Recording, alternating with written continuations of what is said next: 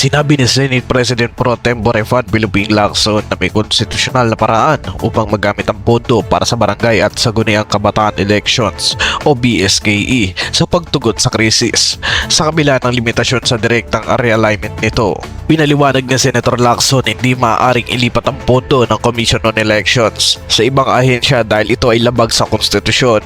Gayunpaman, maaari niyang anyang ideklara ang hindi magagamit ng pondo bilang savings at ibalik sa National Treasury. Sa ganitong paraan, magagamit ang pondo para sa iba pang layunin tulad ng pagtugon sa epekto ng fuel crisis. Nauna nang nagbayag ng pangamba si Comelec Chairman George Erwin Garcia hinggil sa mukahing ipagpaliban muli ang BSKE at gamitin ang bahagi ng bilyong-bilyong pondo nito.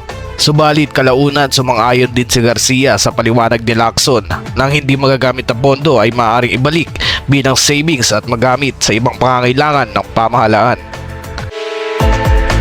Eric Santos, Action Tabloid.